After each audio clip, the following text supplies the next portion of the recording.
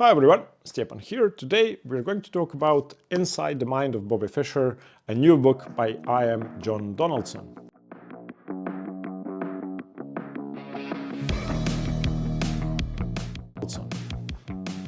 So last week we spoke about his 2020 book, Bobby Fischer and His World, where he managed to write the best by far biography and book on Fischer that combines everything we've seen in all previous books of Fischer. It's a truly significant historical work.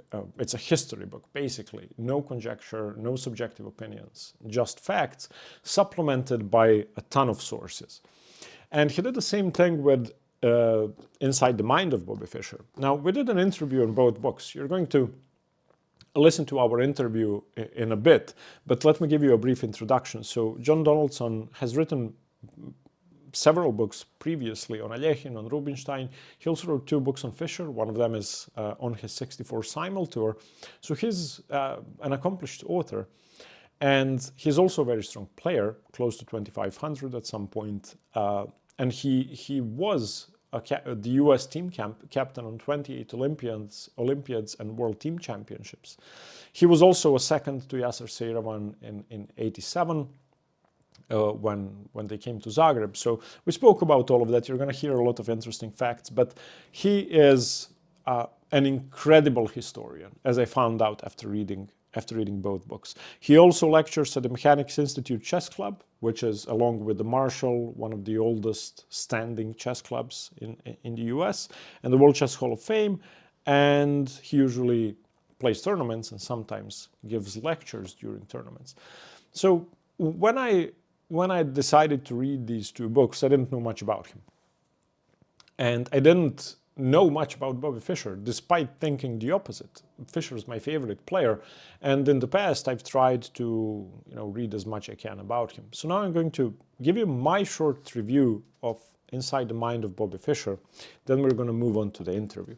So the first book, Bobby Fischer and His World, which we talked about last week, it's on Bobby Fischer.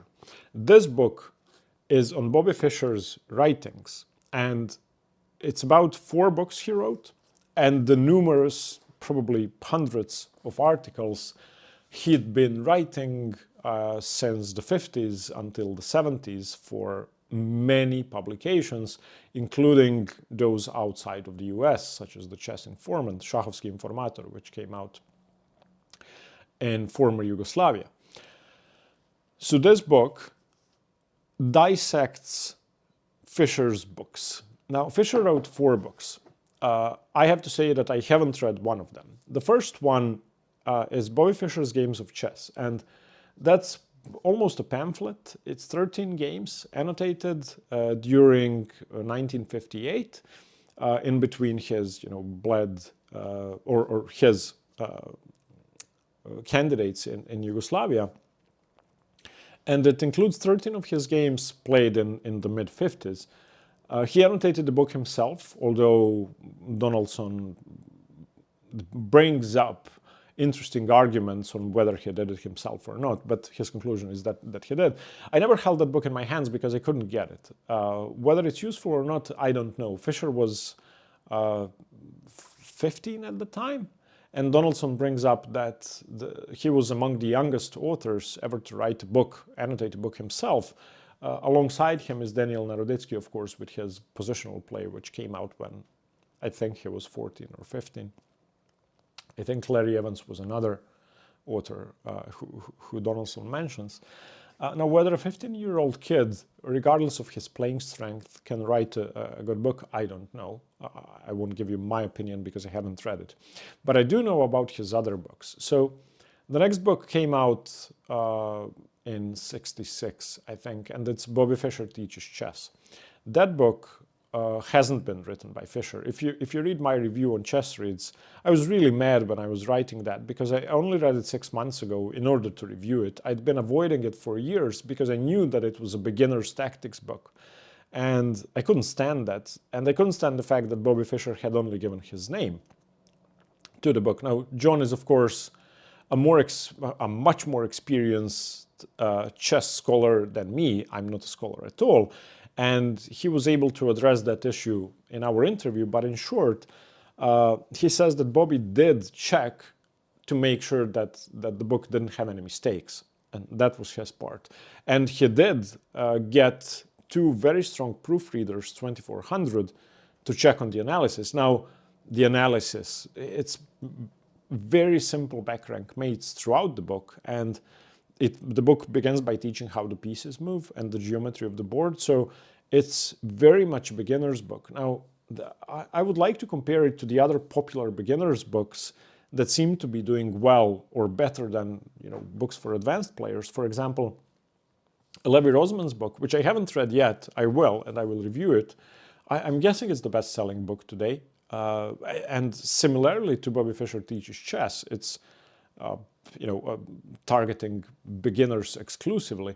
And other books which I do like, and I did read them when I began playing chess, are Yasser Seiravan's Winning Chess series, Winning Chess Strategies, Endgames, I don't know all the names, Tactics, Openings. Those are very, very simple and equally simple as Bobby Fischer Teaches Chess. So that book hasn't been written by Fischer. The other two books were co-authored by Fischer. His most famous book is 60 Memorable Games. And in that book, he covers his wins and his losses. And of course, it doesn't include games after 68, I think. He had written the annotations for that book, but many of them were previously published in other publications and magazines. Larry Evans wrote the intros to most games. And finally, he wrote Chess Meets of the Century with a relatively controversial Yugoslavian journalist, Dimitrija Bjelica, who'd written numerous books on... Some of his books were titled, Tigran Petrosyan, My Friend, or I have a couple of his books. One of them is Grandmasters. I don't even know the name, but they are, pocket-sized books with chess trivia mostly, not chess books. And Chessmates of the Century is their attempt to cover many of the games from the Herceg Novi Blitz tournament, which is uncommon, and that's why I like the book. And it had been written or co-authored by Fischer and Bjelica in '71, while Fischer was staying in Yugoslavia in Vinkovci. John mentioned that it's hard to get it in the US, I can imagine. I don't even know whether there was more than one English edition, but it's available in Zagreb, for example, where I live. There's a good chance you'll find it in an antique bookstore. So those are his 4 books. Other than that, Fischer wrote for many, many, many publications, and I don't want to list all of them, but I do want to talk about how Fischer wrote. So both in his books and in his articles, one thing was true. His analysis was flawless. And one thing you will find while reading the book is that Fischer took pride in not messing up the analysis, in making sure that his variations worked. And one thing you will find is that that's the only thing he did in his prime years. And I'd say from 60 to 71, 72, maybe even later, he studied chess every day, all day, every day, all day, and probably late 50s as well.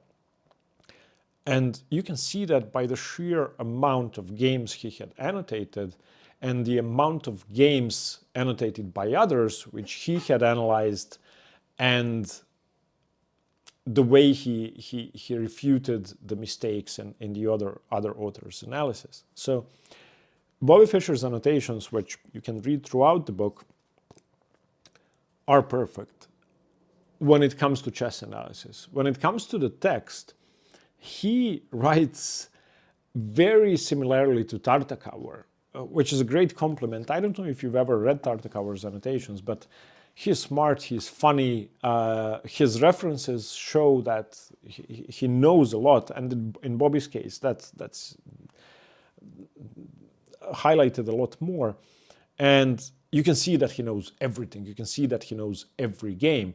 And Donaldson mentions how he would get the Chess Informant, which was a publication in Yugoslavia, translated into English, and just he would memorize all the games. In those days, you didn't have ChessBase, you didn't have databases, you couldn't look at all the games. You'd get the Chess Informant, and there you'd get access to all the games, not annotations, just the games. He would know all of them, and he would analyze all of them, and he would fight the other authors.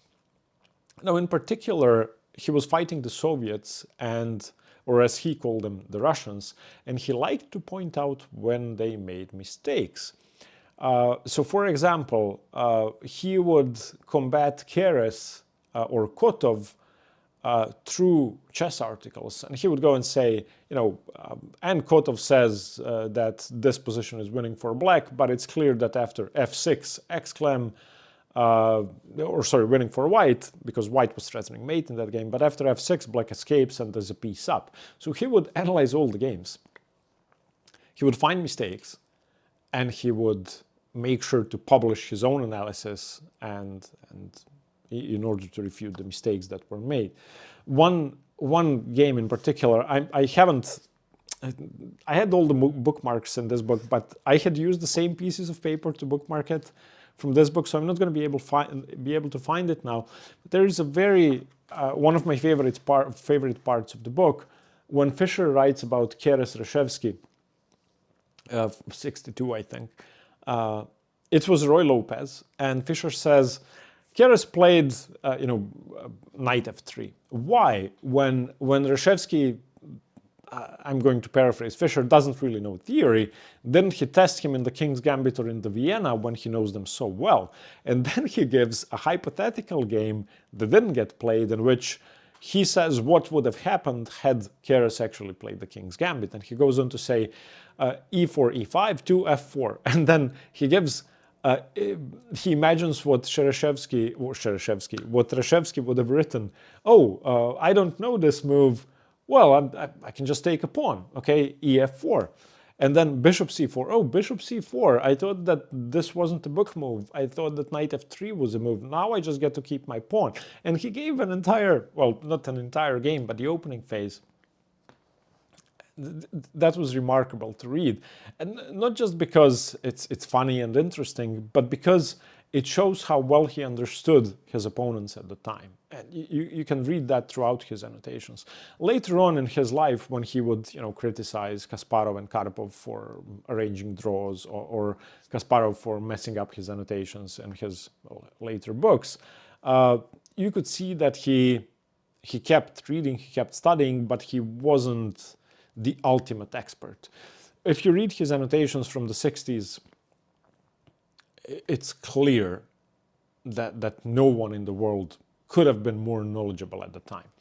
So if you want to read about Fischer's books, I think Inside the Mind of Bobby Fischer is actually better than getting all 4 Fischer books individually. And you're not gonna get all the text, because some of it is copyrighted, obviously. But if you want to read Bobby Fischer's annotations and learn about him, get the book. Now let's listen to my interview with John. Hi, John. Thank you for being here. Thank you for having me. I really enjoy our earlier conversation, and I'm looking forward to this one as well. Me too. We're gonna talk about your newest Bobby Fischer book, and your newest book, Inside the Mind of Bobby Fischer. Now, you don't know what I said in my review as we talk now, but I think that it gave me more pleasure to read your book than to read Fischer's individual books and articles. And even though he's by far my favorite chess player, and I usually like his annotations, so congratulations. It's a wonderful book. Thank you. Thank you very much. I should let your readers know there's 2 things I'm hoping to correct in this book. As soon as you finish writing the book, you proof it as much as you can. You try to find to make it as good as you possibly can, and that invariably you find there's something that you left out or something you wish you had corrected. And in this case, there were 2 things. One was that there's one photo that's wrong in the book, and that is a photo that appears, I think, on about page, it's like somewhere between 160 and 170. And this is a photo of a game that was played by Boris Spassky. And in the photo, Paul and Spassky are analyzing the game. And I thought, looking at this photo, that it was a game played against Larry Evans from the Varna Olympiad. And the reason I thought that was I had, at a very impressionable age, read a book by the British author William Cousins called The Road to the Summit, which was a part of the BCM Quarterly series. And it had great photos in it, and it had these well-chosen games. And I saw that that Spassky just crushed Larry Evans in under 25 moves, if my memory's right, on the white side of a Samish King's Indian. So I remember my memory of that game was that White's rooks were on the G&H files, and he just it was just Boris Spassky, who I got to meet in 2005, 2006, when he paid visits to the West Coast of the United States. He always would make these kind of like a choo-choo, like, he's like a steam train just rolling over his opponent. And so I had envisioned that game with Evans was the one that was in the picture. And when I looked in ChessBase and I compared it, I saw that it couldn't have actually occurred in the game, but it seemed like it could have been a position that they'd reached when they analyzed. And I sort of just wrote it off there, but I should have looked a little further, because this is a time in Spassky's career where he won a lot of games with direct kingside attacks. And it happened that 4 years later, also at an Olympiad, this time in Havana, that he'd beaten Bobotsov of Bulgaria in a really sharp, wonderful game. And that, in fact, is the game that's in that photo. So that's one thing. I'm hoping there'll be a second printing and I can correct it. But the second thing is that I tried to collect all of Fischer's writings, with the exception, as I explained at the beginning, I was looking to find things that the reader would not have easy access to. And of course, 60 Memorable Games is a copyrighted work, and also it's very easily accessible. And if anybody has only one Fischer book, it's going to probably be that one. So I didn't want to include the annotations in 60 Memorable Games. I do in the book take some critical look at some of the analysis that statement of fact that appeared in the book, but I didn't want to just get involved with that. So I didn't include two of Bobby's games from the 63-64 U.S. Championship against Pal Benko and against Arthur Bisgar, which were essentially rough drafts, first drafts, if you will, of what ultimately would appear in 60 Memorable Games. However, there was a third game which I inadvertently left out, and that's his game against Larry Evans, who he beat in the white side of a Bishop's Gambit. So I have analyzed that game subsequently, and I have annotated it, and hopefully, if there's a second printing of this book, it will be able to appear. I should mention to your listeners that chess books, with the exception of ones written by my friend, the late Jeremy Silman, who had books that sold over 100,000 copies, are usually not bestsellers. One would be better served by working in the fast food industry if they were hoping to earn money for their books, but at least my books. But I always aim to try to get to the second printing so I can correct the mistakes I made in the first. I'm sure you will. For Inside the Mind of Bobby Fischer is really, but to me at least, it's a new experience reading about the writings of another player. I don't think it's ever been done before, where someone has collected all the works by one chess author or chess player. Correct me if I'm wrong, but I'm sure you'll get to the second printing. Well, thank you. I hope so. Yeah, I want to ask you one thing straight away. So I mentioned when we spoke in the last interview that as you read books, and especially after reading Bobby Fischer and his world, I found how little I knew about Fischer and about chess in general. And the same thing happened with Inside the Mind of Bobby Fischer, where I found how little I actually knew about what Fischer wrote. I remember reading Bobby Fischer Teaches Chess. That was a book I read 6 months ago. And Bobby Fischer has been my favorite player since I started playing chess. The reason I've been avoiding it is because I knew that it's basically a backrank mate problem book, Yes. which wasn't written by Fischer himself. That's what I thought was true. And when I read the book, I was furious because it was true. Or if it wasn't true, well, it had to be true. Mm-hmm. And after reading your book, and you mentioned Fischer's involvement with the other authors, that it was basically non-existent, and you also mentioned the incentives people gave him to either co-author books or put his name on stuff. Things make a lot more sense. Is it as simple as that? Is that book really like a beginner's puzzle book written by random authors? Well, it was Stuart Margulies was the head chef, if you will, but Yeah.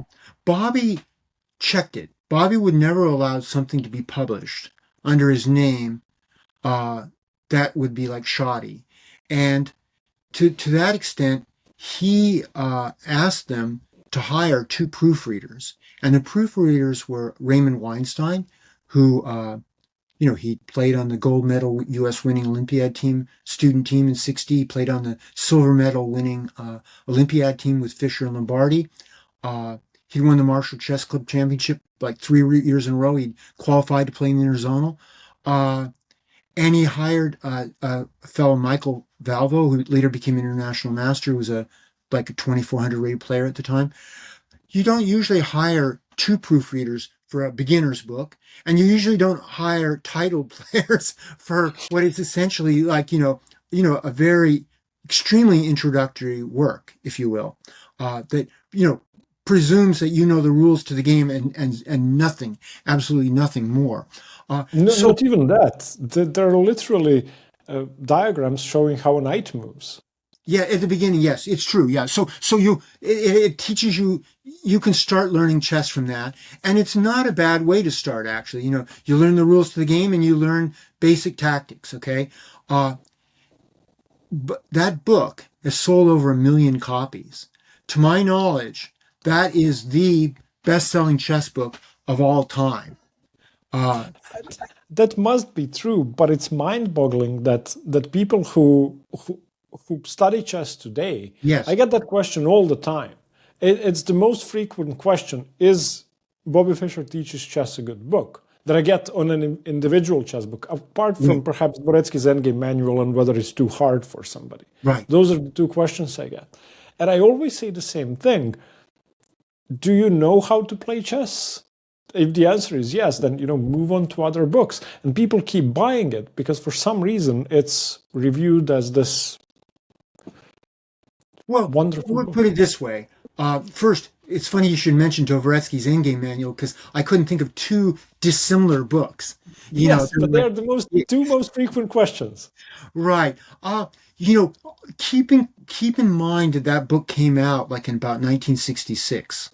It was published by the Xerox Corporation of all, and it came out as a hardback book. And it was at a time when programmed learning instruction was very popular in the United States. The idea was sort of like, you're given a basic paragraph of explanation, and then you have a series of exercises to study, and it's usually like multiple choice. And then if you after a couple questions, if you miss one, you're referred back to an earlier exercise to work on. And so that sort of program learning instruction was back, in the ancient times, it was like a really popular and innovative technique. And so Rank Xerox decided, I guess they would capitalize on, Bobby Fischer being a multiple U.S. champion and add his name to it. But it was actually Margulies, and he had another guy that helped him, and then these two other strong title players who I mentioned who did a lot of the proofreading. But the book didn't sell. It didn't sell much in 1967 or 68, and the book ended up 66, 67, 68, maybe even 69, 70, it didn't sell. But somewhere when Fischer started winning all those candidate matches, and particularly in 1972, it just took off. And by that point, the beneficiary was not the Xerox Corporation, it was Bantam, which had bought the rights to it and put it out in paperback. And if you look at that book, and if you, for some reason, had like multiple copies on hand, you can see like in 72, I think the book was reprinted like 5 times. I don't know what the print run was, but it was probably considerable. And it just sold like hotcakes because there really wasn't much around like it at the time. So it served a very useful purpose. Nowadays, obviously you can do much better, but in its day, it was a very helpful work. Yeah, but I actually think it sold that well, not just because Fischer was becoming popular at the time, but if you look at the best-selling chess books today, there's a book by Levi Rosman, Yes. Gotham Chess. I always forget the name of the book. How to play chess or how to win chess or Right. win chess, something like that. I'm sure it sold more copies in the last 2 or 3 years alone than Bobby Fischer Teaches Chess. I don't know the data, but it's the most popular book, most popular contemporary book I find by far. And what's similar between the two books, it's that it's targeting a beginner audience, which is the majority of people. And in my on the Hanging Pawns YouTube channel and on other channels, I know other people who create chess content. One thing everyone has in common is that the majority of their audience has never played a tournament game in their lives. They are either online player, whether good or bad, but the majority of them are lower rated. So it makes sense that 2 books that target beginners would sell best, because if you gave an average person who plays chess on Lichess Dvoretsky's Endgame Manual, they would kill you and burn the book. Sad to say, but true. I don't know what the situation is now, but because Bobby Fischer Teaches Chess, at a certain point, Bantam let it go out of print, and there's like I think Sam Sloan, Ishii Press did like some reprint of it. So I don't know how well it sells today, but Margulies, who I spoke to when I was researching this book, he told me that the last royalty statements he got, it was like at about 1,200,000. So it was quite considerable. Keep in mind that also there were many fewer chess players in 1972 than there are today. There are a lot fewer people in the world. So there's that aspect to it. The other book that I know of that sold really well was An Invitation to Chess by Chernev and Harkness. And as you could guess from the title, this is also a beginner book. Yeah. The only books I've known that really had, that were not aimed at a beginner market, that were not even aimed at, like, say, that step beyond beginner, that were aimed sort of more like at the club level, maybe like, say, 1,200 to like 2,000, maybe possibly 2,200, because it's always hard to say with books, exactly what the ends are. It's easier to say, like, in the middle who it should be for. But Yeah. the best-selling author, I'm pretty certain, outside of that area, is got to be Jeremy Silman. And I know this because, or I suspect this to be the case, because I've seen the royalty statements. And in particular during the COVID times, when, chess was just like, people were locked indoors and looking for things to do, they just exploded. And it wasn't just Reassess Your Chess and The Amateur's Mind, but some of his other works, the Endgame Force, for example, and some of his other works, so that he sold, he's no longer with us, sadly, but his widow, who's his publisher, Gwen Feldman, told me he'd sold over 600,000 copies. Now, keep in mind that the average print run for most chess books is like 1 to 2,000. And if you look at most of the books for like new in chess, maybe they have a print run of 2,000. And then their idea is that out of maybe 1 out of 10 or 1 out of 20 will do better. And it'll be printed several times. So for example, Dvoretsky's Endgame Manual has gone through like, five or six editions, six editions. And there's even the little mini book that was adapted from it. And Track edition, yeah. I'm sure that book, has done very well. But most chess books, they just go through that first printing, and that's it. Okay, I mean, there's nothing more. So for Jeremy Silman to have sold that many copies, I think is a reflection of both his skills and ability to communicate with the readers, and also the fact that audience of club players was kind of underserved before he came along. Yeah, I mean, Silman and I'd say Yusupov and Agard are the two other examples whose books don't target, they target mostly advanced players, but they are still, I'm sure they've had 20 reprints of their books. Right. In particular, I would think that the 10-volume series, by Yusupov, which, I mentioned on the earlier show that Bobby Fischer was taught to play by Carmine Nigro, not taught to play, but taught in his beginner phase of his career. And Nigro, who didn't know better, who learned chess relatively late in life, he taught Bobby by going over Practical Chess Openings by Reuben Fine, which was essentially just an opening book. But the series by Yusupov it reflects more contemporary pedagogical methods. You are taught basic tactics. You're introduced to typical endgame fundamentals. You learn fundamentals of positional chess. All these things are taught and then just systematically built upon, so that the house doesn't go up and it's not like 4 feet taller in one corner, and there's a more systematic approach.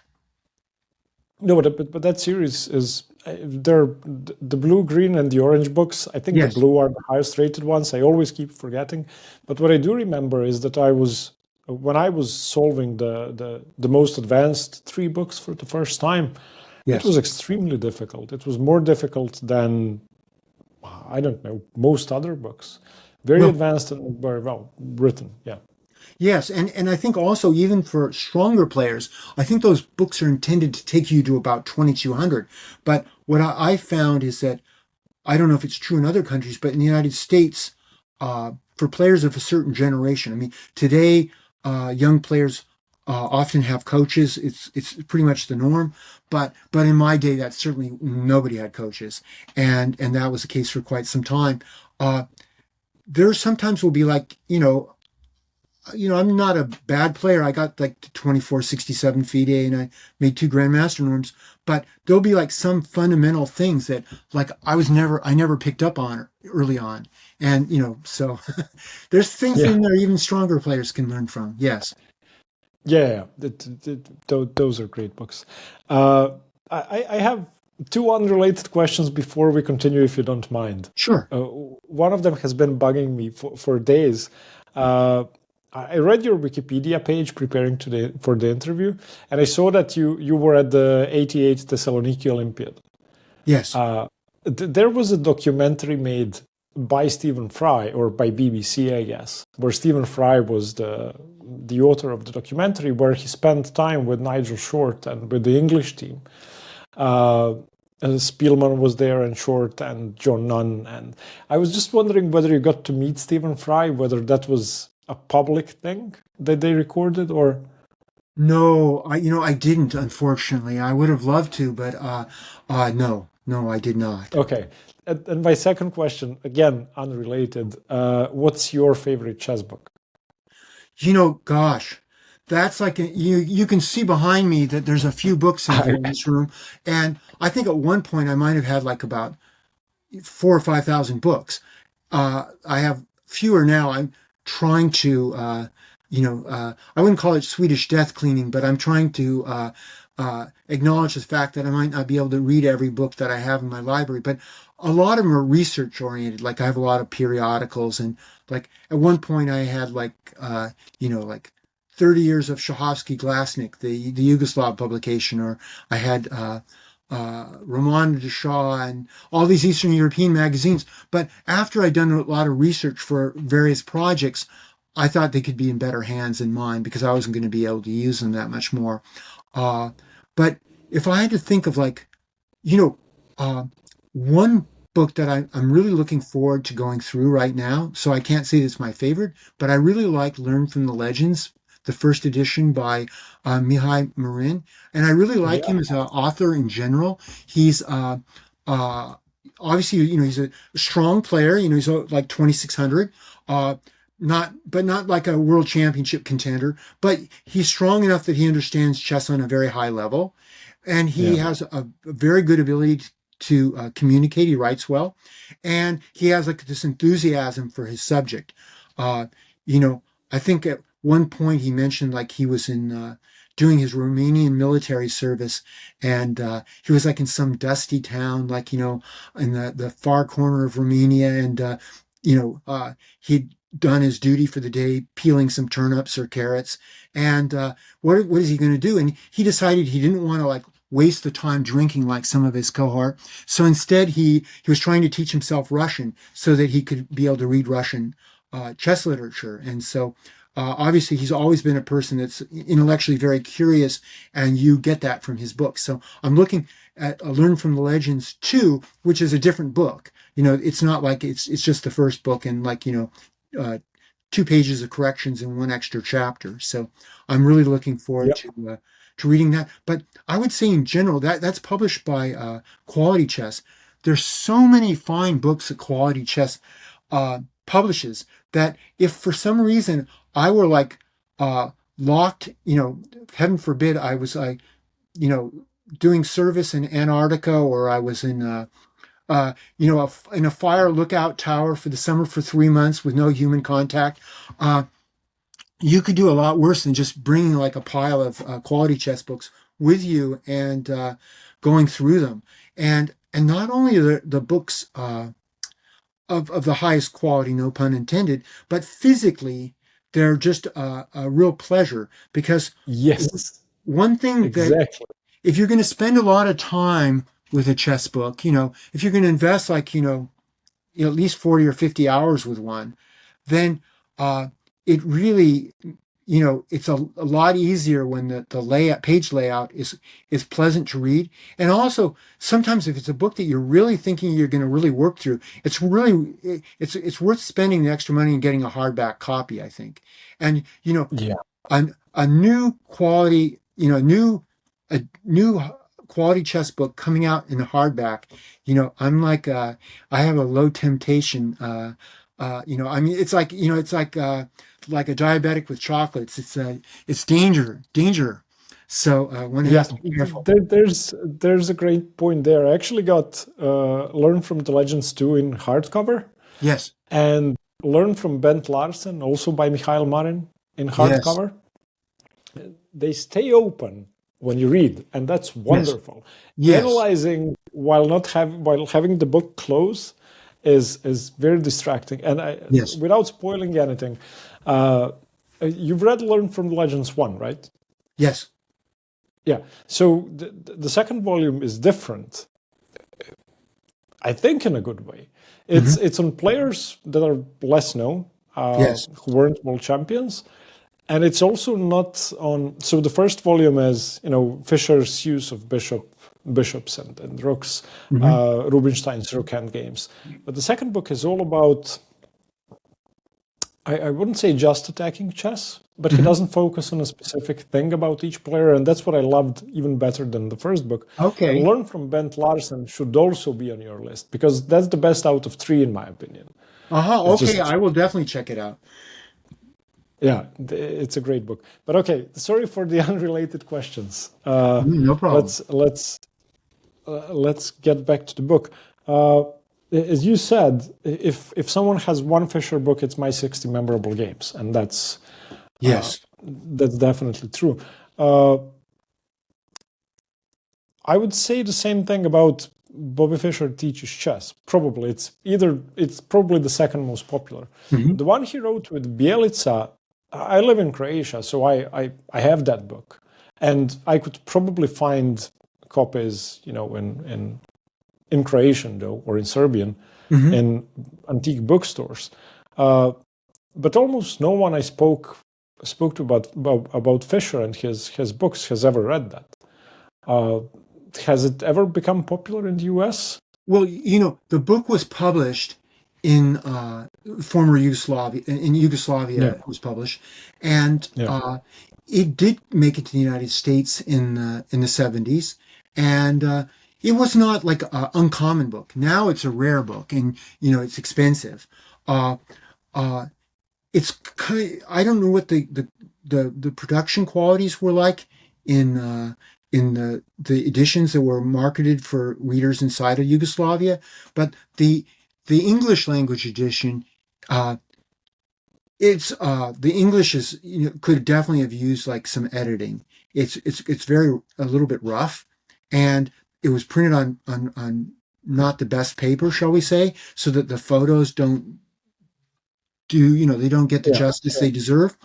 Uh, but still, it's like Fischer's annotations to these games, even if they're not like the annotations you would expect, like 60 memorable games. But then again, most of the games he is annotating, except for a couple from the Petrosian mini match, are they're Blitz blitz games. Yeah, games. So they don't really deserve that in-depth treatment, if you will.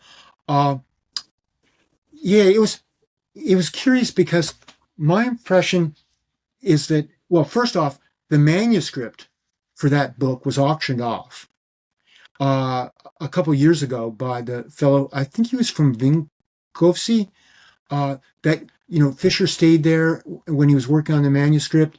And the guy had like a very nice little story where he had all the grandmasters sign their names on this wall. And Fischer, like, he was a pretty tall guy, he's over 6 feet. He signed it at the very top, and so that was kind of a neat thing because evidently a lot of Soviet grandmasters in world champions had been house guests at their home, but it was auctioned off, and it was auctioned off for like some serious money. I want to say like maybe like $15,000-$20,000, and because it was like 40 pages maybe in Fischer's hand, and it wasn't just like some cryptic note. It was like it was like serious, serious. It was a chess work, and there were yeah. annotations, so it was like gold. Uh, but I don't think, yeah. Nowadays, when you see like on eBay, it would be like, unless you were like a super collector, you probably would, you wouldn't want to get it. And I was curious when it was published in Yugoslavia, was it like published as a paperback? Was it published with good quality paper? Was it like Those books by Bjelica are. I have one. I wonder. I'm not going to try to find them now because they just moved to a new apartment and huh? they're in boxes. But I Yes. have one on the Fischer Spassky match, and no, on Grandmasters. Bjelica wrote many books, Yes. and they were about this size. Yes. So, and it was really thin paper on the cover. Yes. And in years, the one I have on various grandmasters, the paper is almost completely gone. So it's almost like the blanket of old books, Yes. but without the leather thing inside. So they were really poor quality, and this one is no difference. It's thin. I don't even know what to compare it with. Like, have you ever owned the Moleskine notebook? Yes. Those Oh, black. yes. They have the ones without the ones that are blank have almost exactly the same paper as the cover paper on that book. Okay. Right, but probably the inside of the moleskin used better quality paper than the book. Yeah, yeah. The inside of the book, usually all of those books printed in Yugoslavia had really small I don't know English today. The letters were small, Right, so and the page sizes were small, and the right, letters were tiny, and the paper was now it's very yellow. I assume it was always yellow. I never owned a new copy, right. obviously, but they seem like Agatha Christie novels. Yeah. Well, there were a couple things with Beylica.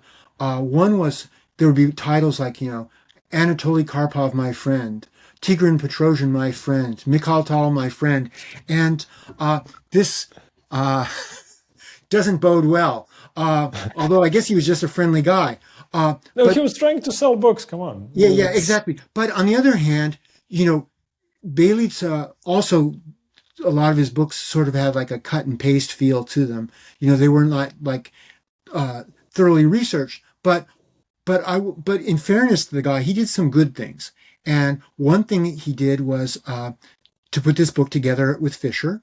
He also did a TV series with Fischer on Yugoslav yeah. television in 1970, and part of that is available in English. There's a very scratchy.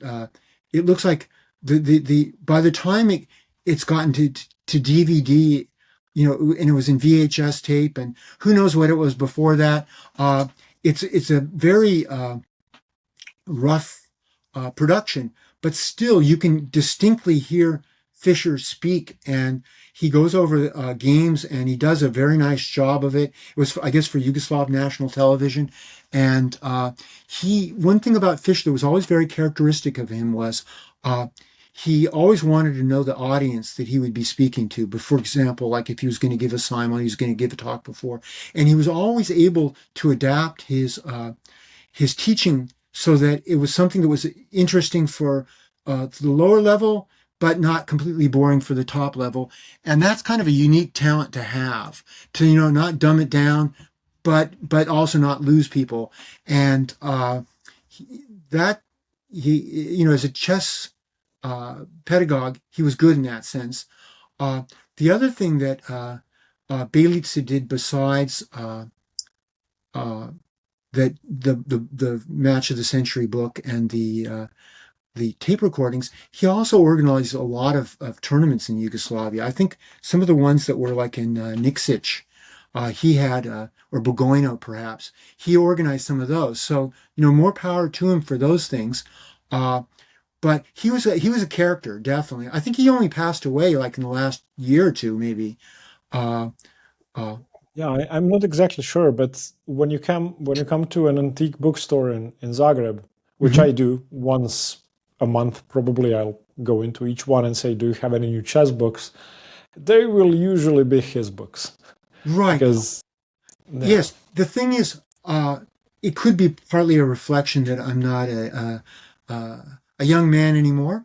But if you look at the world of professional chess today, it's much more professional in every sense. You look at the top uh, 20 players that are ranked in the world, you will find nobody that smokes, nobody that drinks to excess.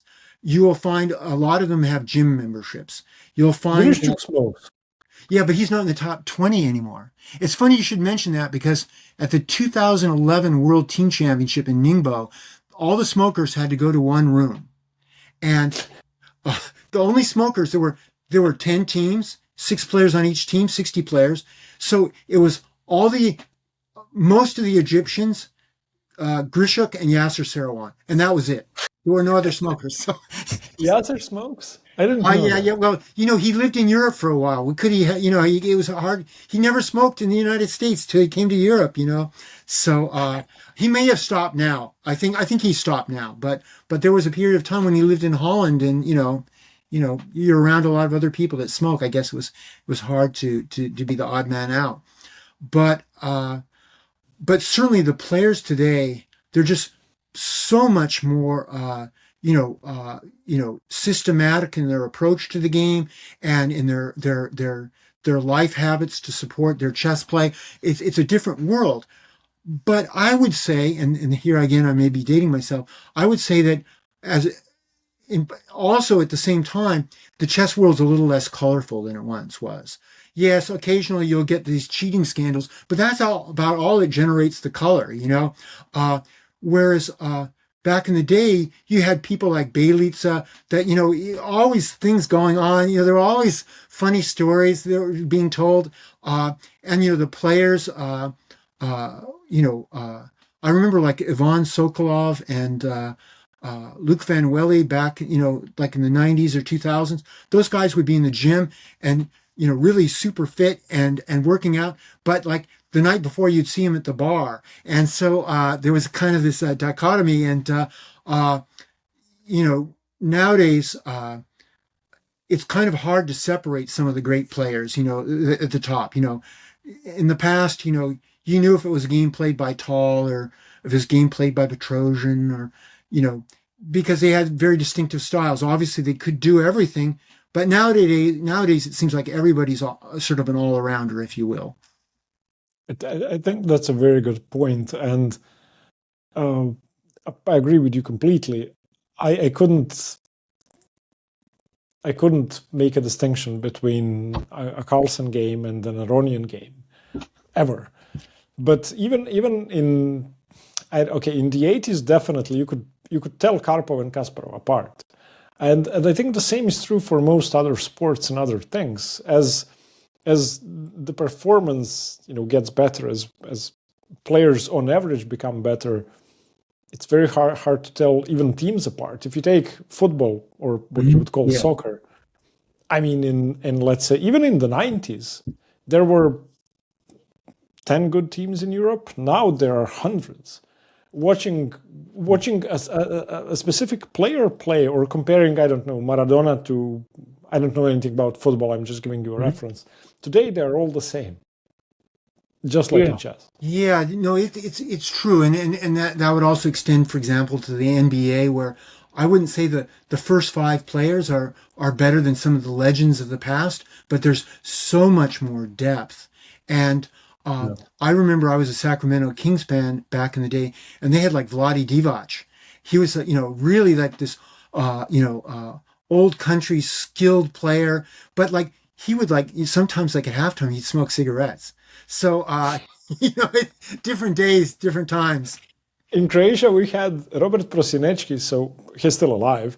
During the 1998 World Cup, when we won the bronze medal, narrowly missing the finals, qualifying for the finals when we lost against France, Prosinecki would smoke half-time. Yeah. So that was 1998. Yes. The top of world football. So, Yeah. No, times have changed. Much more professional with a capital P. Yes. Yeah, but you're correct. It does get boring when everyone's perfect. Yeah. There used to be Alexei Shirov. I mean, he still plays. Today there is Rapport. There was Jobava about 10 years ago. He's still great, but I think has maybe 2,500 now. He's not. I don't think he's trying hard anymore. So I would say we had Shirov, then we had Jobava, now we have Rapport. Yes. Yeah. To get back to the book, I never held Fischer's first book in my hand, the one that covers his games from the 50s. And I learned a lot about it and about that period from inside the Mind of Bobby Fischer. You write a lot about how he said that he spent the majority of the year from, I don't remember which month, doing the annotations, and you say that he didn't play chess because of that. But the book was only 13 games originally, and then some others were added. Is that correct? Well, actually, it was just those 13 games, because the games that were added were from the Interzonal, and they were without notes. So it was just those 13 games from the U.S. Championship. So, I mean, I haven't read the book. Again, yes. You give some of it here, but how could it have taken Fischer 6 months or more to annotate 13 games? It wasn't quite 6 months, because the U.S. Championship in the 1950s and 1960s, they were always held in New York City, and they were always held over the Christmas holidays.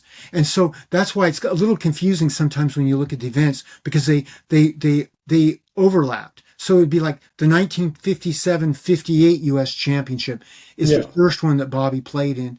And most of the tournament was played in 57, but there were some games that were played, some rounds that were held immediately after the new year. And in the case of Fischer, when that event ended, it would have been like, say, maybe like the second week of January. And then all of a sudden, he went to Europe, uh, first to Belgium, then to Moscow, to Soviet Union, and then for the interzonal. That would have been like in early June of 58, roughly. Okay. So yeah, it was actually, now that I think about it, it was like, if not a full 6 months, 5 months. Okay. But the book, I think, was completed by maybe April or May. And the thing that's really unusual about the book is that the World Chess Hall of Fame has uh, this real treasure trove of Fischer material that came about by a kind of a strange way. In 1960, in December of that year, Bobby's mother decided that she was going to go on a march for nuclear disarmament. And this was not just like a little walk across town. This was a walk that took her from San Francisco to New York, a flight to London, a walk to Dover, a boat ride to France, and then a walk to Moscow.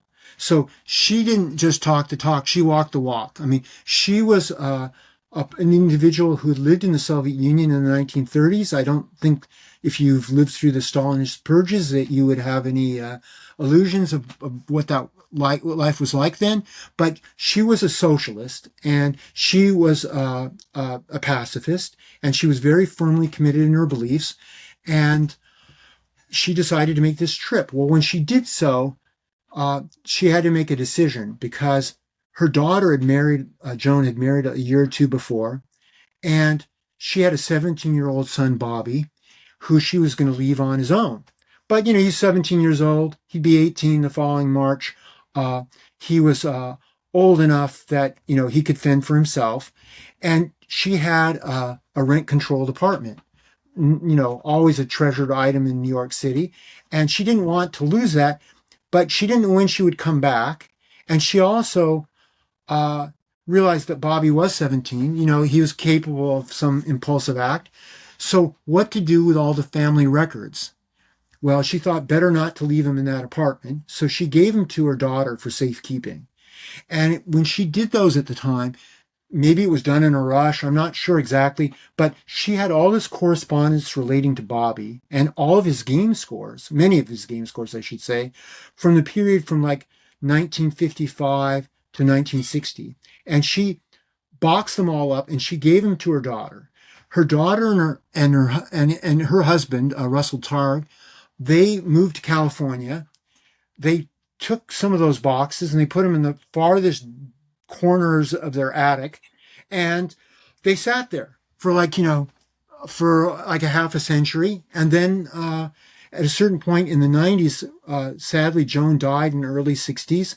And then a decade later, Targ decided to sell his home and downsize. And he's, packing everything up. And there in the back of the corner of the attic is this box. What is this box? And he opens up and he realized it was gold. Targ was not a chess player, but he'd been around chess players, and he knew that Bobby was, had been world champion, that this is important stuff. And so he donated it to the Marshall Chess Club. It stayed with them for about a decade. Then an arrangement was made between the World Chess Hall of Fame and the Marshall Chess Club, and the items found their way to St. Louis. And for any of your listeners that should ever find themselves in the middle of the United States, they should definitely make their way to St. Louis and pay a visit to this World Chess Hall of Fame, because it has all these wonderful chess artifacts in it. And if they time it right, they could maybe find a tournament like the Sinkfield Cup going on across the street. So definitely Chess Valhalla for any true chess fans.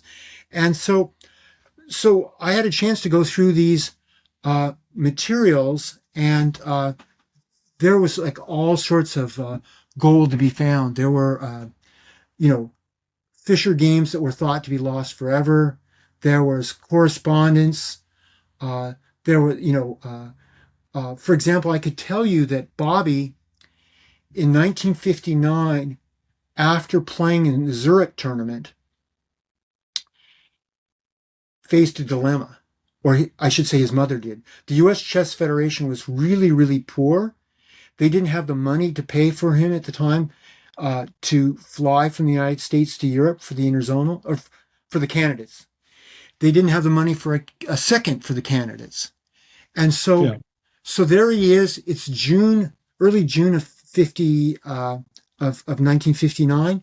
And the interzonal, or the candidates, I keep saying the interzonal, it's the candidates. The candidates are to be divided between Bled, Zagreb, and Belgrade. And what's to be done for those 3 months? Well, you'd think in a normal world, he'd fly back to New York, he'd do his training, he'd recover and rest, and then he'd come back to Yugoslavia 3 months hence. But at that time, as I mentioned, the USCF wasn't willing to commit that they would pay for his travel. And his mother thought the better idea was to stay in Europe, because at the time, the airfare between Belgrade and New York City might have been like $600 or $700 round trip, which today doesn't seem like a bad price. But there's that evil thing called inflation. And when you factor that in, it's like about 10 times that amount. And so, and this is at a time when Fischer and his mother, they didn't have very much money. So he stayed in Europe, and he spent time, like he traveled from Zurich down to Dubrovnik, and he spent like a week or two in Dubrovnik. What a wonderful thing to do. But he's like 16 years old, okay? And then he took the boat to Venice. He was just like walking around, and somebody said, you can take a boat to Italy, And, considering that many years later, Fischer always liked to have sort of a manager to sort of tend to his daily, nuts and bolts stuff, I found it remarkable that the 16-year-old Fischer could have, he managed to survive. I mean, nowadays, I think that the courts would have arrested Regina for leaving this minor by himself. But he seemed to, maybe he just found friendly chess players everywhere, and they took him in. And but they have all this correspondence between Bobby, his mother, Folke Rogard, that was the president of FIDE. And then first it was O'Kelly who was going to maybe be a second. And then it ultimately turned out to be Bent Larson. But I think young people today, they would just be like, they couldn't understand this because, well, you just get on your phone, you just make one call and you agree to meet here or there, But in those days, phone calls were like the only way to go, and they were terribly expensive. So usually you were writing letters, and then you were hoping I'm writing this letter, I'm going to be at this place on this date, I hope you're there. And then of course the person gets the letter 4 days after where the meeting was supposed to be. So, but somehow Bobby managed to make it through this. Then later, much later in August, it turned out the U.S. Chess Federation, or more particularly the American Chess Foundation, came with some money. So he was able to go back to New York before he came to Yugoslavia, and he was able to have Larson as his second for that event. Yeah, so when I was in St. Louis and I was reading all these letters and stuff like this, I was in heaven. It was fascinating to see all this. I remember reading, I don't remember which book it was in, but I think it was in Bobby Fischer and His World, where you mentioned that you weren't allowed to take notes of the games, of the score sheets that you found. I mean, I can understand why. I mean, they're going to sell them at some point. But I want to hear two things. Firstly, were you aware that you weren't allowed to take notes? Did they tell you that coming in? Yeah, well, the incident you're referring to was at the Marshall Chess Club, and that was, that was 10 years ago or something like that, maybe a little bit longer, possibly even. And you have to understand the context of it. I mean, the Marshall Chess Club is one of two clubs that I know of in the United States that have been in the same physical location for, in the Marshall's case, uh, they were, the Marshall Chess Club was founded like, I think around 1916 or 17, and then it moved a couple years later to another location. But their present location that everybody thinks of as like, the home of the Marshall Chess Club in a beautiful building in the West Village, it'll, I think, be maybe 1932 is when they first got there. So they're heading for their 100th anniversary in that location. The only other club in the United States that has survived in one without having to constantly move is the Mechanics Institute Chess Club in San Francisco. And the reason for that is it's a chess club which is part of a learning institution which includes a library and an events center. And, these are the only two. I mean, just in the last few years, the Franklin Mercantile Club in Philadelphia, which has its roots back in the 1860s or 1870s, it went out of business. The Manhattan Chess Club collapsed. So it's very important for a chess club to have its own quarters, if you will. And so what that means is for the Marshall Chess Club, the people that were on their board of governors, they had a real financial responsibility. They received this donation, and certainly they wanted all the material to be available everywhere. In a perfect world, they would have just kept it, but they also, they have an unusual situation where the bottom two floors, the ground floor and the basement floor, or maybe you call it like there's a little walk up to that main floor. It's used for chess activities, but 6 apartments above it are rented out. And originally Marshall and his family lived in one of those apartments, but essentially the way they pay their bills, club membership dues help, but it's mostly, or partly the rental component plays a critical role, those 6 rentals in keeping their head afloat. And well, this donation, they needed to monetize it. It was a, fiduciary responsibility. So they were able to work out something with the World Chess Hall of Fame that benefited all parties. So at the time that I first looked at this material, I was able to remember it just because, I wrote down some notes after the fact, but no, I wasn't allowed to keep any notes. And it was understandable. Chess game scores are a very strange thing because if you think of like a painting, the fact that, a painting by Picasso or Matisse or whoever, the fact that somebody that it's been out there and it's shown in museums that if it were sold in an auction, for example, it wouldn't diminish its value. But once a chess game score gets out there, the game is now available for all. And I guess the only thing you could say is that there's a certain niche of collectors that still want the original score, that it's in the guy's hand, maybe there's a handwritten note or something that tells a story to it, but generally speaking, the game score itself is not really the story. It's the moves that were played in the game. And so so then when I was able to work at the World Chess Hall of Fame, I was able to publish some of the games from there, but not all of them. For example, you'll notice like maybe I put in like a third of them. Match with Matulevich, the 2 missing games, they're at the World Chess Hall of Fame, and all those things will be made public. It's just a question that they have a lot of different exhibitions and they have a lot of different responsibilities, but at a certain point in time, they will surface.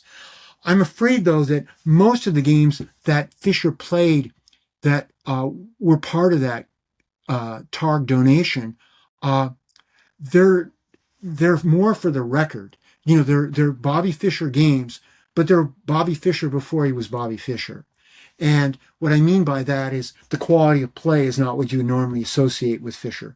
The quality of play is like, a 12-year-old. So they're interesting to view for seeing how Fischer developed.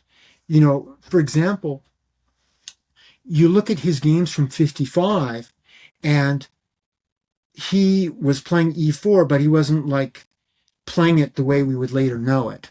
What I mean by that is he was like playing the Gioco Pianissimo. He wasn't playing the Roy Lopez. Uh, he was not playing the Najdorf as black. He was playing meeting e4 with e5, and then something switched. Because certainly by the fall of '56, when he played in the Rosenwald tournament, his openings, even before that, the Canadian Open in '56 and the U.S. Open in '56, he was playing the Najdorf. He was playing the King's Indian.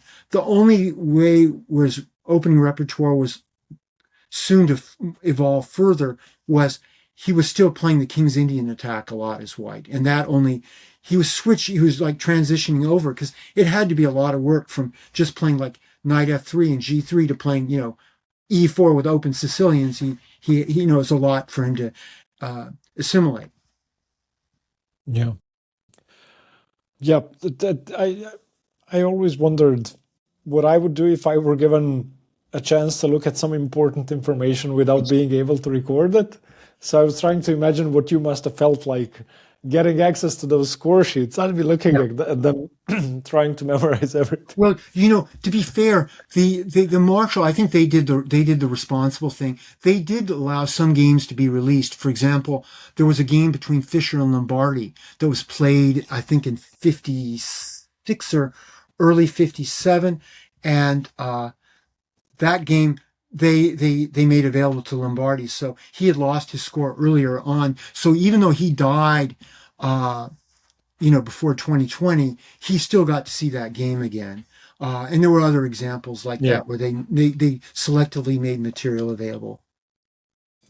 Yeah, I mean, I understand their decision, and they're all going to be made available eventually. Yeah. Well, I want to talk about. Yeah. No, sorry. Go ahead. No. You first. I wanted to move on to Fischer's own annotations and the imaginary King's Gambit game between Keres and Reshevsky, or was it Keres?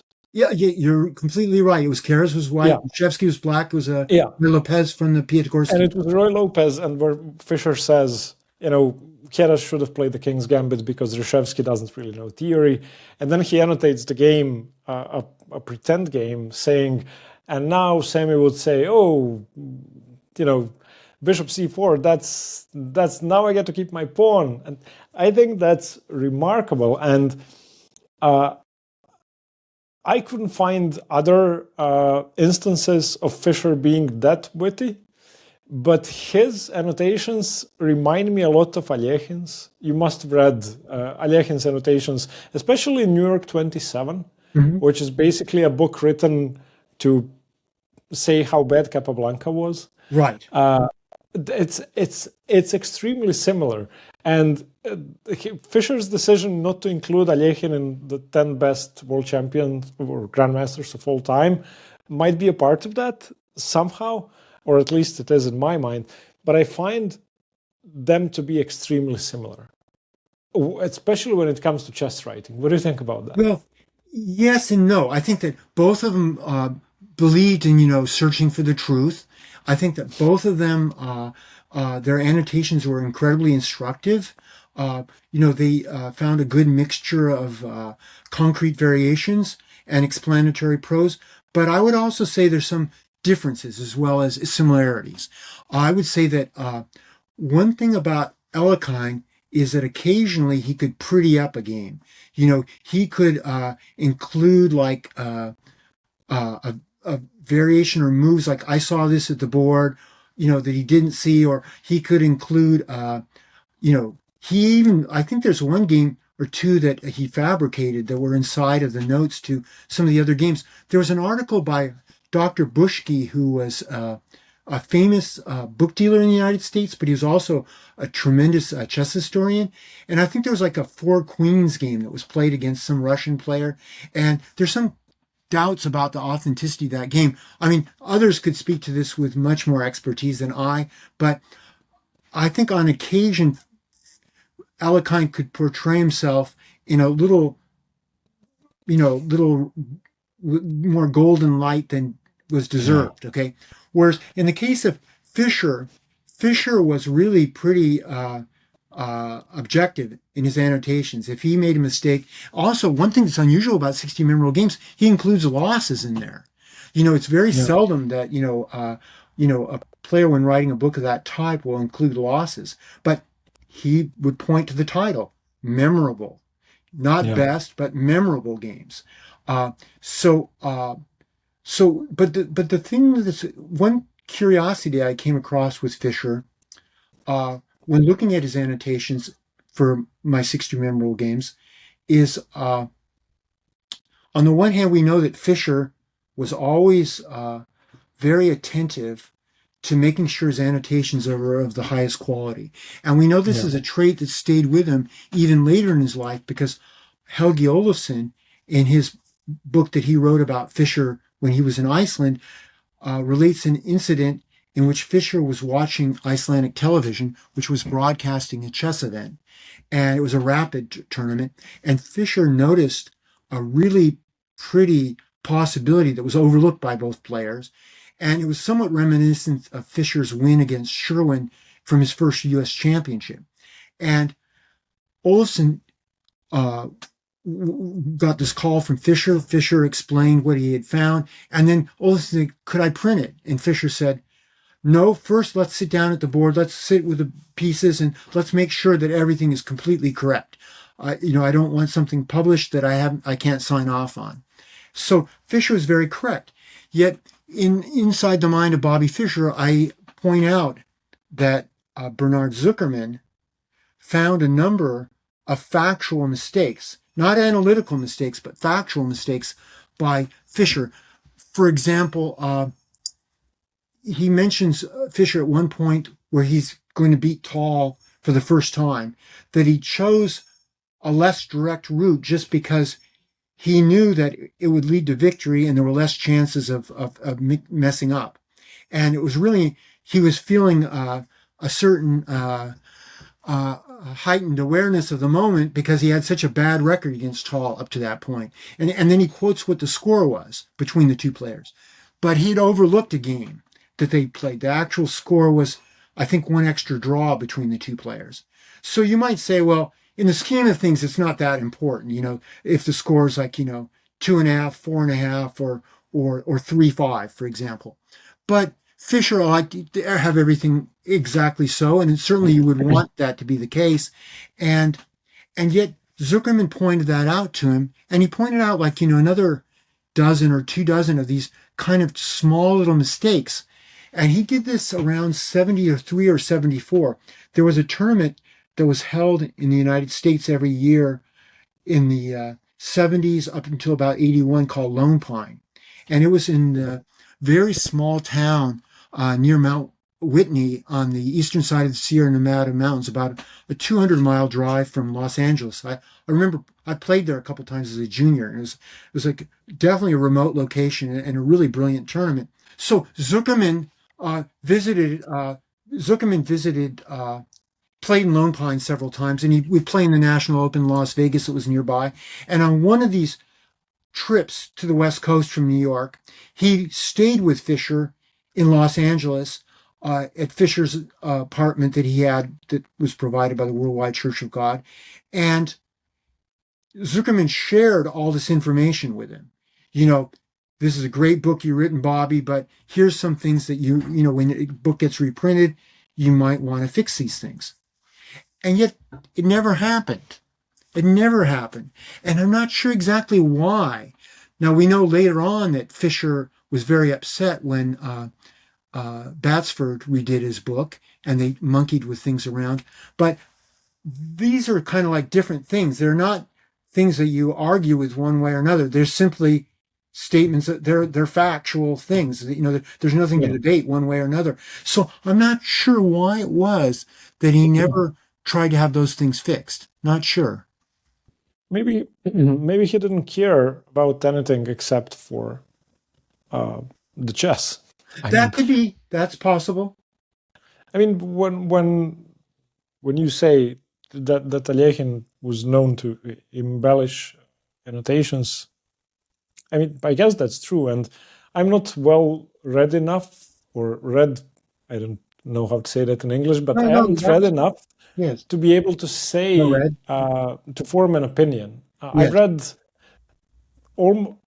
I've read every Alekhine book, but I Mhm. don't know enough to say whether he made something up or not, because I don't have enough of a context. But Whereas if you read Tartakower's best games, his another witty player along with mhm. Alekhine and Fischer, uh, I have a feeling that he is as humble as Fischer in accepting his flaws and mistakes during games, whereas Alekhine may not be as open about that. But yeah, Fischer, the fact that he was a perfectionist is my favorite part of your book, because I didn't know that Yeah. beforehand. Well, and you know what's kind of interesting is that I mentioned Bernard Zuckerman. Well, Fischer had other opportunities to play the King's Gambit if he had chosen to against Reshevsky. I mean, but he chose to play the Roy Lopez. Yeah, Uh, exactly. uh, but Zuckerman did play the King's Gambit against Reshevsky in a game in Netanya, and he did get a winning position out of the opening, or say substantially better. He's like a pawn up, and but they got into an end game, and Reshevsky was able to battle his way back to a draw. So there was some truth maybe to what Fischer was having to say, but it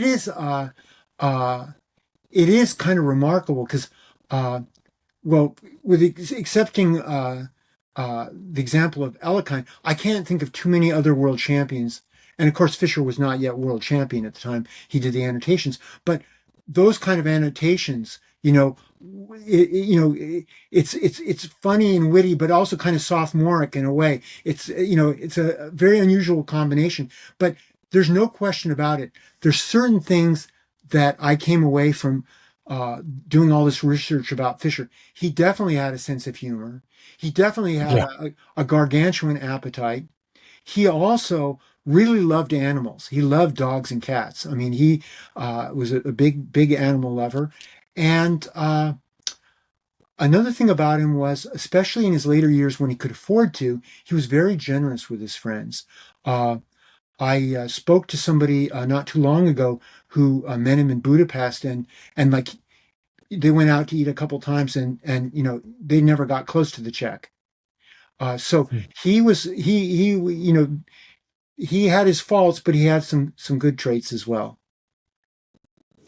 I'm sure he had a lot of good traits. I mean, he isn't a binary person, nor No. was he at one point black and then after 72 white. That's the only thing I think I found out about him. But yeah, I wanted to ask you, perhaps we should have spoken about this in the previous interview, but I forgot. When you mentioned that he usually had a manager to deal with the mundane things like opening an account and stuff like that, finding an apartment, he was usually relying on help by friends and relatives later on in his life financially. Yes. How do you explain that, considering that his analysis was meticulous and perfect? His demands from the chess authorities were very specific, intelligently written, perfectly reasonable, and that nothing that was important to him ever suffered. At least I get that impression. If something was important to Fischer, he was able to do it perfectly. I think he was dysfunctional in things he didn't care about. Yeah, that If could that well makes be. That's a good point. Yes. that, I get that impression about him, and then I cannot explain how such a highly functioning person, well accomplished person, who may well have been influenced by early fame or whatever else, how they can just stop doing what they've been doing their entire life, and they were the best in the world at it. Yeah, well, the one thing to keep in mind is I think one thing that he always loved to do, and he did all of his life, was study chess. I don't think that ever stopped. Certainly didn't stop between 72 and 92. Oh yeah, And sure. and I think even after that, there are all these incidents, for example, during one of his visits to Argentina in the 90s, I want to say, he stopped at the bookshop of Juan Morgado, and he just like, came away with a huge bag of books, and chess books, that is. Uh, Later in life, it seems like he branched out a lot and he did a lot more reading outside of chess. Uh, but I think that studying chess always gave him pleasure. Obviously, near the end of his life, uh, he was a little upset by the impact on chess engines, like on opening theory, for example, and the explosion of opening theory, where the creativity in the first part of the game, if had it's hard to phrase it because on the one hand, uh, certainly like the sort of creativity that he could enjoy, where you could develop whole systems, is no longer present. There's still a Yeah. creativity of sorts in the sense that maybe you have like 5 different lines that you can choose, but the key thing to understand is like what suits you, what doesn't suit your opponent, what variation requires a tremendous degree of accuracy from your opponent. It might be that it only leads to quality, but practically speaking, it would be very difficult to come up with those moves at the board. So that's a skill in itself, a skill that Fischer didn't have to have because there were different requirements for his time. Yeah. Yeah. Uh, out of everything Fischer wrote, uh, I never held his first book in my hands, Mm-hmm. and I'm going to be honest and say that I haven't read Szachowski Informator, the chess informant. Mm-hmm. That was before my time, and I think it's still coming out. And in fact, my ex-coach, my good friend Milan Yotsev, wrote something for the one. Yeah, you still have it. Uh, if it's the last edition, you'll find an article by Milan Yotsev, or not an article, but he wrote something on a variation. Uh, I didn't know Fischer wrote for the informant as well, and no, yeah, I did. It's funny you should mention that because that book, the Chess Informant series, started, I want to say, about 1966. Yeah, And, there have been 165 volumes since. It started off coming out twice a year. Now it's like, I believe, 4 times a year. And initially, when it came out, it was just annotated games, small section for combinations, small section for endgames, some FIDE information in the back. Now it's a much more elaborate production. There's all sorts of articles with words in them. The early informants had no words. It was supposed to be just, except for the very back with maybe some FIDE news, it was completely languageless. And Fischer loved it. He really loved Chess Informant, so much so that when he spectated at some U.S. junior closed tournaments in the late 60s and the early 70s, like they were asking him, like, your book's great. And he said, yeah, but you should get Chess Informant. You should. The typical of him, he's very modest, but also he just really believed in Chess Informant. And there were certain publications that were sort of, part and parcel of him. And one of them was Shachmani Bulletin. It started coming out in '56, and he would go into Manhattan from Brooklyn to the Four Continents bookstore, which was a bookstore that specialized in Soviet literature of all types, primarily non-chess, but they carried the Soviet chess books, they carried the Soviet chess magazines, and he would go in there and just pick up the copies, and then he would just, at the end of of a week or so after he got his copy of Shachmani Bulletin, it would just be almost like crumpled up because it'd been in his back pocket, folded up in four, and he would just, it was 200 games, no annotations, but from all the recent tournaments. Nowadays, people would just laugh. I mean, it seems kind of nonsensical. You could get 200 games in like 1 second, if or less, and from the latest tournament.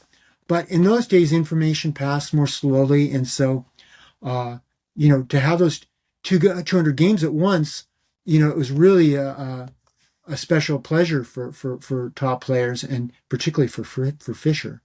And yeah, in some ways, it was kind of like the chess world in those days was much more manageable. You know, if you subscribed to a couple magazines and you had a couple books, you were up to date. Nowadays, like I like to play the Catalan for white, and I have to defend against it for black. And I would say that there must have been like half a dozen books, maybe a dozen physical books and electronic books, Chessable courses. It's like there's so many different ones out there. It's like almost overwhelming. Yeah, I'm starting a series on the Caro-Kann. It's going to be 20 videos. I already did one 8 years ago, but now for this one, I've studied 20 books. Yeah. 20 books. I have 9 years of experience playing the Caro-Kann. Mm-hmm. I did so much work. Literally every tournament I played, for over 200 tournament games, I was preparing the Caro-Kann because that's the only thing I played. Yeah. And trying to read all the books, trying to get all the material from, Karpov's Panov from the early 90s to what's the latest, maybe Shandorf, or no, Bologan's Caro-Kann that came out this year. You cannot keep up. You're correct. There's no way you can keep up. Right. One thing if you had 50 hours a day, you couldn't keep up. Yeah. One thing I would say for some of your listeners, if you're 12 years old and you're rated 2400, ignore this advice. But if you're over 20 and you're rated below 2400, and you have a regular job and you have a family, and this might be pertinent, but you're still serious about your chess. I think that for non-professional players, there's a lot to be said at a certain point for like picking an opening that suits you, like say the Caro-Kann, for example, and then just making that your choice.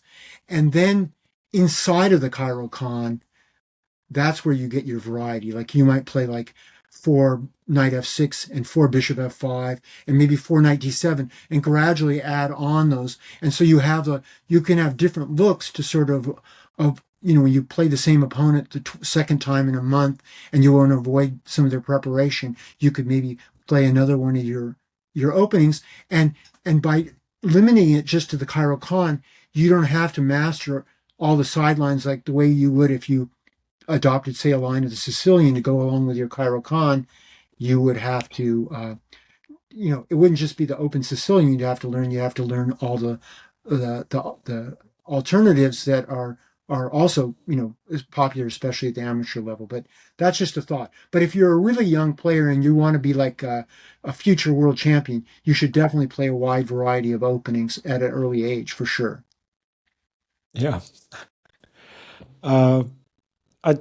I didn't ask you many specific questions about the book. So is there anything you would like to add? Is there something you would like to mention? Is there something that's not in the book that we should know as readers? Oh, that's a good question. It's a very good question. One thing I've always thought would be a good idea to do for Bobby, but I've never really done, is to make some sort of timeline for him and to try to pin him down, where he was at what time he was. Because even, for example, like in the 1960s, Fischer, he when he wasn't playing in a tournament, and he didn't always play in tournaments, there were long gaps where he didn't play, in fact, he was living in New York.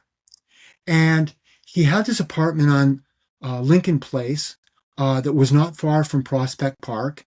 And this was really like, when his family moved there in the early 50s, Regina couldn't have known how wisely she had chosen the location, both for its proximity. It was close to Brooklyn Public Library, where Fischer read a lot of chess books. It was also not that far from the Hawthorne Chess Club and Jack Collins, like within a mile. So it's like everything he really needed chess-wise outside of the Marshall and Manhattan Chess Club for the weekly rapid tournaments was in this very small space.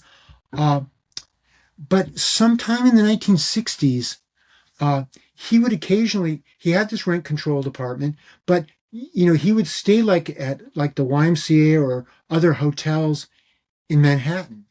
And I think sometimes he did this during, for example, a U.S. championship, which is understandable because the rounds would end late at night and, like at midnight, for example, and, maybe he didn't want to have to commute home, in the middle of the night, or he just didn't want to worry about the commute at all. He could just walk. And and it could also be that he wanted to stay away from his home because he just wanted to focus exclusively on the tournament. Maybe if he was at home, some of his friends would find him there. There would be some distractions. I'm not sure, but there were other times when he also would be living outside of that flat, and he would be living somewhere in Manhattan, which is kind of interesting because he didn't have a huge unlimited amount of money, and he's already paying for the apartment. So to pay for the hotel, it seems like this luxury that he could have ill afforded. But I'm not really sure, what was going on there. He kept that apartment in New York until the spring of 1968 when he moved to Southern California, and he did that in part because he played in the Piatigorsky Cup in '66, and it was held in Santa Monica at the Miramar Hotel. It was one block from the Pacific Ocean. It was really nice and sunny and warm and beautiful. And he's like, and they said, "Oh yeah, this weather's nothing special. You could come in January and the weather would still be really good in LA."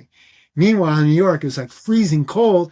And so that was one of the reasons why he moved to Los Angeles. But I also heard from some other people he did it because he just wanted to kind of be more by himself, to analyze chess and to work on 60 memorable games and finish it, and didn't want to have all the distractions where his friends could find him at his old apartment. So there's that sort of whole business with where Fischer lived, and also his financial situation. That's another thing I've never really got a good handle on, because if you read some accounts, particularly like in the late 70s and in the early 80s, maybe all of the 80s, at a certain point he was close to being homeless.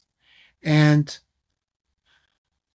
that's one statement. But on the other hand, when you look at I mentioned that it looks like he lived in housing provided by the Worldwide Church of God. He lived with Claudia Macaro and her family, or Macaro.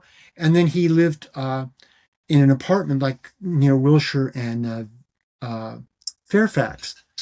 Which of these two is true? I'm going with this latter very specific locations, but I don't know it. And the reason why it would be kind of important is that it'd be kind of sad to think that there's a guy that was world champion. It'd be sad for anybody to be homeless, or to be at the very edges. But I'm not sure if that actually was true, or people just had that impression that it was true, because he was kind of secretive and private about his location where he was living. If you look at, for example, they always said that during the 1960s that Fischer was, even though he was U.S. champion, he was really, he was not very well off financially. But I'm not sure. It's hard to judge because in 1964, he gave a tour around the United States. And this, back in the days of Alekhine and Capablanca and Lasker, there were very few tournaments to play in. So their bread and butter for supporting themselves as professionals, they could have a newspaper column, they could write the occasional book, but really the bread and butter was giving these simultaneous tours. And they would, travel, transcontinental tours around the United States were not uncommon. And they would get money from playing in these simul's. The clubs usually were very well established. In those days, in the first half of the 20th century, there were a lot of important people in the community that were a member of the chess club. I doubt that Alekhine could have given a simul tour across the United States and maybe never picked up a check for dinner for the whole tour, because people just, this is a special visit from the world champion. He's come to our community. It's such a great thing. Everybody would want to spend time with him, talk with him about all sorts of subjects. It'd be just like gold for them. So Fischer, and during that tour in 64, he was in about 40 cities, and each city he made about $250. So by my math, I'm not good at math, but $10,000. Okay. But again, there's that little thing called inflation. $10,000, nowadays, I haven't looked at it with an inflation calculator, but it must have been at least somewhere between $60,000 and $100,000 maybe. Because that Could be more, I think. yeah, it could be. So it was a considerable amount. Okay, so you would think that would not only be enough for to support him for the next few months, but actually for the next few years. So there's a lot of things that I'm not quite able to come to grips with. I have these sort of conflicting information. I'm not sure what the ultimate answer is to it. Well, final question: are you planning to write another if you do find out more? Well, certainly if I find out more, Fischer? but it's I don't know if there's enough out there to really justify another book. One book I would like to do. I don't know if it would be a book; it'd be more of a pamphlet. Is that Fischer in 1970? He did an exhibition tour. 71, I should say. He gave two exhibition tours in Argentina. The first was in 70, and it was just a couple cities. But in 71, after the match with Petrosian, he spent a month touring around Argentina. And it was a very, Argentina is not that small a country. And he had to fly in a plane to some, took trains to others. He took a car to others. And these 20 exhibitions were all set up no more than 20 boards, just 20. And the players ranged in strengths from about class A to 1800, say, to about 2400. There were some players that were like, FIDE masters that were playing in this. And Fischer said that the Argentinian players didn't have a good knowledge of opening theory. He thought perhaps because they were far from Europe. But he said they were excellent fighters, and that he quickly learned that it made good sense to try to get as big an advantage from the opening as possible and then try to knock them out. And that if you didn't do that, you risked having like 20 players, all with slightly worse positions out of the opening, really fighting hard. And it would be like make for a long night for the exhibitor. So Fischer said he played really sharply in the opening, and the games were incredibly instructive. And I've managed to recreate where he was and what his results were. And I collected maybe like a dozen games from the tour. But the problem is that usually the games that have surfaced are the games that were by people that beat him. And there weren't very many people that beat him on this tour, by the way. He had scored over 90%. But I would love to see the games from that. And the thing about it is that Fischer had the game scores. Normally when you play an exhibition, the people that play you record their moves, and that's it. And the exhibitor might remember a game, as Fischer did, for example. He included his game with Sella from the Davis clock simul in 60 memorable games. But generally, unless you have like some exceptional memory, you're not going to remember your simul games for very long. But in this particular tour, all the players were given carbon score sheets, and Fischer got the top copy. So I mentioned that because Fischer said he got the top copy. So that having that means that, if he had the carbon over time will degrade. You might not be able to read it. But he had the top copies, and he stored them in his Beacon storage locker. And I'm not certain, but I think there's a reasonable chance that as long as Fischer lived with the Macaros, that he might have stored his possessions with them. But that around 1987, he opened up a storage locker when they moved to Texas. He put the items into the storage locker. And as we know, in 1999, the items got auctioned off. And what happened was that it was a company in the United States called Beacons that originally owned the facility, but later it was sold to another company. And when the new company got it, they tried to contact the owners of the lockers. And in the case of Fischer, they didn't have information to be able to do that. He had put down his name as Dallas James, and he put down some PO box that he probably no longer had access to. And Claudia Maccaro's name might have been on the box also, but she had moved to Texas, so there was nobody to forward it to. Now, in 92, he had given money to Bob Ellsworth, who he'd met from the Worldwide Church of God, back in the early 70s, and they become good friends. And every year from 92, after he left the United States, till 99, he had given money to Ellsworth to pay not only for the storage locker, but also for some property that he owned in Florida, outside of Tampa. And it could be that every year Ellsworth just went at the beginning of the year. He wrote him a check. He never thought to give his personal information to the storage locker owner. They really only probably cared about getting the money. But something happened so that in 1999 or late 98, when that storage locker changed hands, all of a sudden, there was no way to contact Fischer. The storage locker was not paid off. And then there was a legal right by the owner of the company to auction off the possessions to pay for the storage locker. And that's, in fact, what happened. And the reason I mention it is because after that happened, Fischer gave several radio interviews in which he decried, them selling off his treasures. He was very, very upset, as you could imagine. And one of the things he said that he really felt that hurt him the most was losing these 400 score sheets that were in this storage locker. Now, he said they were worth millions. I don't think he was talking literally, but I think metaphorically, for chess, it was a loss. You never know when there will be some gold to be found. And so I always hope that these 400 score sheets will someday surface.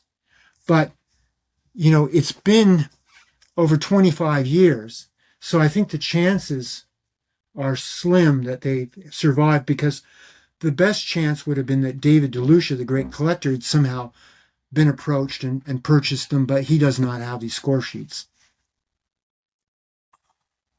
A book about his Argentinian tour shouldn't just be a pamphlet if the games ever surface. Yes. That sounds... Fischer trying to beat people out of the opening is unlike most other Fischer games, or almost every other Fischer game, because he played tough opponents. So having a book of his simul games against people he was trying to beat in the first 20 moves would be remarkable. Yeah, it would be something to see. Yeah. So, but we can only hope. Yeah. John, thank you once again. It was incredibly fun and instructive to speak to you. Thank you for the interview. Thank you very much for having me. I really appreciate the opportunity to spend some time with you. I hope you liked the interview. John is a very interesting person, and I'm a chess nerd, so it was a pleasure to talk to him about both books. As I said in the previous video last week, I'm going to try to get his other books, even though they're out of print. And I'm going to try to meet him for another conversation, talking to someone of his experience, both in chess and in chess history, considering his acquaintances and how much he knows. That's just an incredible experience for someone like me. I hope you like the interview. I hope you like the book. If you decide to get it, again, it's an incredible book. And let me know what you think. If you have any questions about Chessreads, about the book, about the YouTube channel, post them below on Discord or email me via stepan@chessreads.com. We're going to be introducing a lot of new features on Chessreads. There's a new login system where everyone will be allowed to leave community reviews, coming out March 1st. I will see you next Saturday, 3 p.m. Central European Time. Thank you for watching. Stay tuned for more chess. Bye-bye.